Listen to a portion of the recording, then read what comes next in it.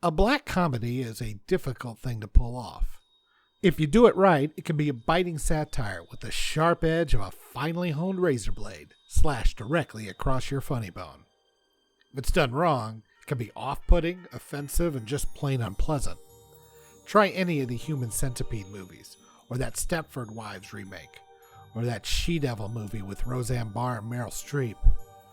Ugh, what an awful actress. Meryl Streep. You know how Christmas movies are there to give you good feelings, fill you with cheer, make things seem brighter during the coldest months. Well, this is not that movie. This is the Christmas movie you watch just because you want to shove a Christmas tree up the next cheerful well-wisher's ass. Where do you think you're going to put a tree that big? Bend over and I'll show you. You've got a lot of nerve talking to me like that, Griswold. I wasn't talking to you. Sure, I love Christmas as much as the next guy. And I love a feel-good Christmas movie as much as the next guy. But, and be honest, I think there are times where you've just had it up to here with it all. And this movie helps you satisfy that biting, sarcastic reply you want to give someone who smiles brightly and wishes you Merry Christmas. But you don't. And that movie is 1994's The Ref.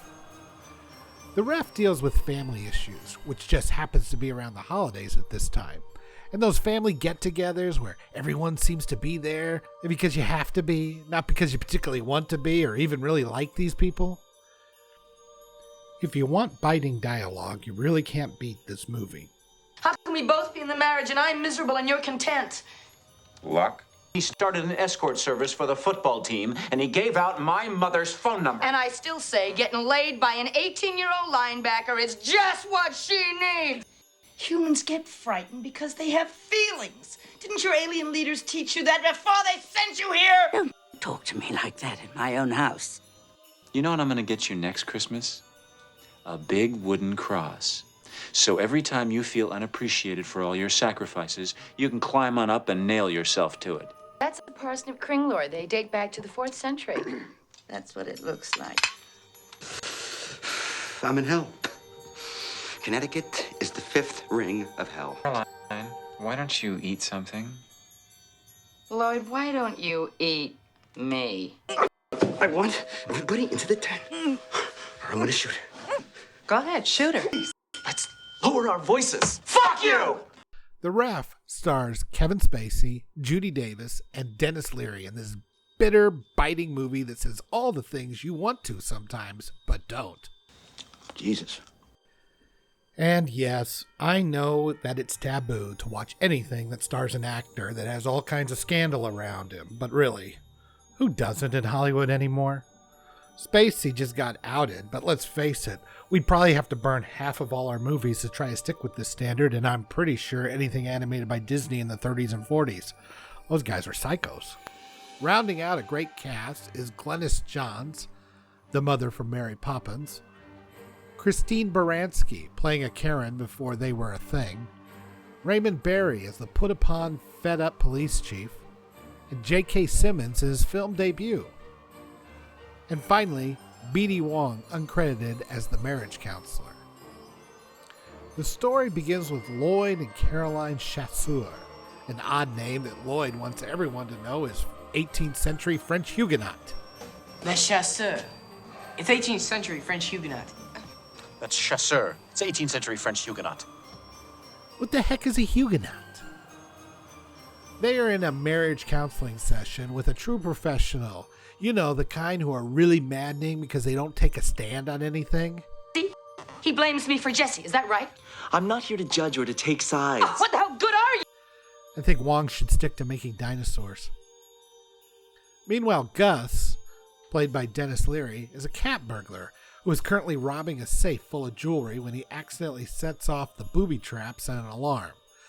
Through a series of misadventures, this causes him to have to take the bickering Chasseurs hostage, a move he immediately begins to regret. It was, and yes, you did. You didn't even see it. He saw it. He said stop sign. I heard Great. it very clearly. I hijacked Yeah, I my am. fucking You parents. listen to anybody. Somebody. Their son, Jesse, at military school, has just got done blackmailing J.K. Simmons before heading home for the holidays, and thanks to his parents fighting, he is in no hurry to get there. Gus takes the couple back to their house to hole up and figure out what to do while trying to resist just shooting them both. A friend of mine. It couldn't be the worst dive bar Oh, in is town. that- Come on, just 1 second, please. Oh, you happen to know.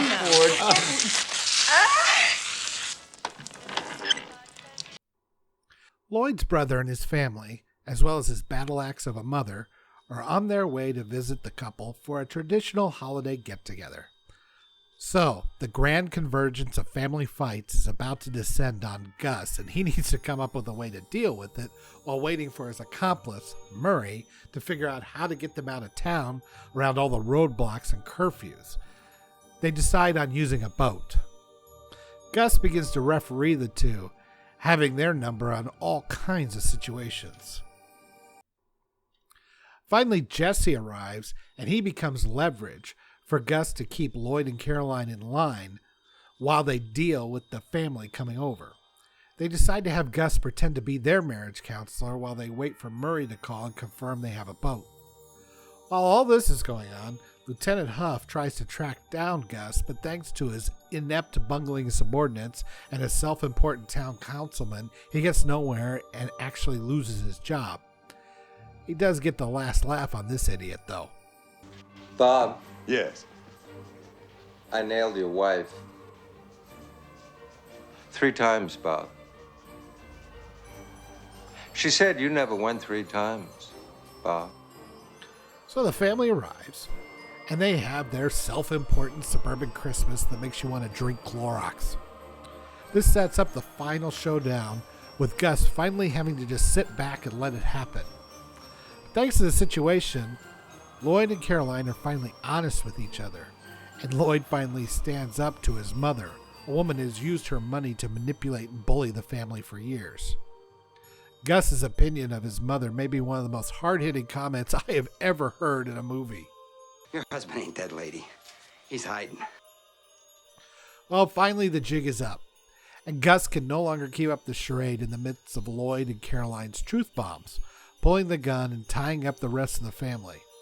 Meanwhile, Siskel, the colonel Jesse is blackmailed, played by J.K. Simmons, stops by the house and dumps the whole truth on Jesse's parents, finishing the catharsis with the whole family. Oh, and there's also a drunk Santa who we've been following all movie as he keeps drinking and showing his true colors of bitterness, and he ends up back at the chausseur's house where he discovers Gus and tries to drunkenly attack him. I just beat up Santa Claus. Yeah, things just keep getting better and better. So they help Gus get away and resolve to work on all their problems. So the great thing about The Ref is its commentary on suburban life and how much of the idyllic life appears to be a facade or an outright lie. People aren't honest with each other. They aren't honest with themselves. And a lot of bitterness lies underneath a show of cheerfulness or even kind of a smug disdain. People in the suburbs have real problems and fake problems all at the same time. There certainly is value in keeping the relationship and the family together, and the crumbling marriage is a real problem. But they misdirect their frustrations into other less important things. No one is authentic in this world except for the kids and Gus. No one in this little town likes each other. The councilman is needlessly antagonistic to the police chief. He underfunds and then demands results. The chief just simply bangs the councilman's wife when he isn't looking. The town Santa distributes terrible fruitcakes made by his wife to all the neighbors in the guise of altruism, but he really just wants to be fawned upon and given free booze. Lloyd's mother is rich, and she demands fealty while pretending to be a giving, kind woman. Connie is the ultimate Karen, without an ounce of sincerity in every cheerful utterance. Well, until the end when she stands up to her mother-in-law and expresses genuine affection for her husband. Jesse is desperate for a normal, loving mother and father, but he doesn't know any other life than this bitter sniping and power struggles, and those are the only tools at his disposal to escape it. And finally, you have Lloyd and Caroline, who you might mistake their problems to be that of Lloyd's mother's power over them, but they are really prisoners of their own fear, failures, and bad choices that they can't bring themselves to accept responsibility for. Gus is the ultimate truth bomb. He has no time for bullshit in his life, as his chosen profession doesn't allow it. So he has no problem letting Lloyd and Caroline know when they are full of crap. But the great thing is that they aren't always full of crap. He correctly takes a side when the truth is there. Discuss it behind my back with that bitch. Hey, she's my mother. She's a fucking bitch, Lloyd. But there are other subtle moments too. The satire is layered. Merry Christmas. Mom, the TV's broke. What are we gonna do all night? Celebrate the birth of Christ. Now put the presents under the tree. This little moment is so brilliantly subtle, some people may not see it. The irreverence of criticizing irreverence with a small touch of domestic abuse? No two ways about it. That is another family of lies. Gus also calls out the lack of appreciation in their lives.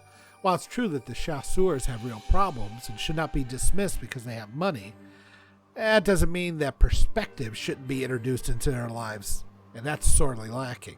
You know what, kid? Welcome to the real world, where most of the time, things don't go your fucking way. I hate guys like you. You know? With your Jeep Grand Cherokees and your Nicaraguan maids and your Ping Zing golf clubs. This is a real cigar. Yeah. It really pisses me off. Sorry? Well, I mean, you know, you got something like this hanging on your wall, you don't even fucking appreciate it. Even so, Lloyd has a point to make too that Gus has no real answer for. I'd love the freedom to be a pissed off criminal without any responsibility, except I don't have the time. But you don't see me with a gun. This movie works on a lot of levels for me, and weirdly, for all its jabs at suburban life, still endorses it. You just have to put the work in and be honest with each other and yourselves. It's not a free ride, and there are those who may seem to have it all together, sneering at this type of life, but deep down they want it. So appreciate what you have. But if you have one of those cranky, I've had it with all the cheerfulness type of moments, you might want to give The Ref a watch. Definitely an overlooked favorite.